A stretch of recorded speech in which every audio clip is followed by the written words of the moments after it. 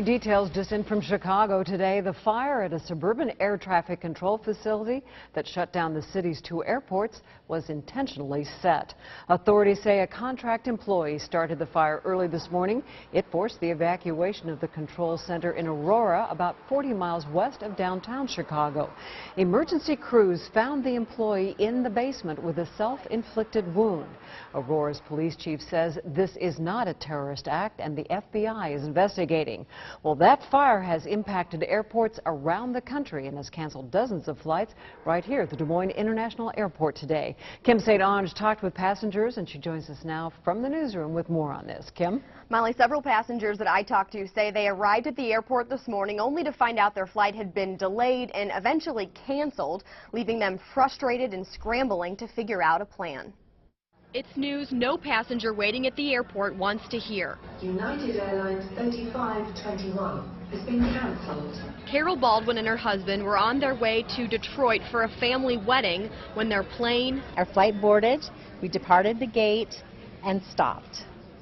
And plans suddenly came to a halt. Unfortunately, I will not be at the rehearsal. I will not know how to do my part of the wedding, but it's just reality. A reality for dozens of other passengers like Chelsea and Bill Wright, who were on their way to the Big Apple. Months and months of planning this trip. After learning their flight was canceled, they're wondering whether it's worth it to cancel the whole trip. We've boarded our dogs and our kids are here, and we've got babysitters for them, so it's messing everything up. That's a big concern for the Wrights and other stranded passengers alike. Hundreds of dollars down the drain. So now I won't make my appointment. I booked a hotel. I won't be at my hotel. I just lost a bunch of money. Losing money and time. That's kind of our last option is we will rent a car if we have to, but it's about a 14-hour drive, so. It's a situation no amount of planning can change. Not what I really want to be doing right now, so.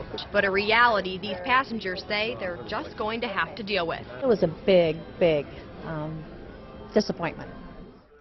Take a look at this. This is the departures and arrivals at the Des Moines Airport. You can see there are a few flights that are scheduled to go to Chicago later on today. Now, so far this morning, there have been 8 cancellations that were supposed to, again, go to Chicago here at the Des Moines Airport. I also just got off the phone with airport officials, and we now know that both airports in Chicago are accepting flights, but we're told there are likely going to be delays throughout the day. So officials say if you are supposed to fly through Chicago at all today, it's best to check with the airlines before heading to the airport.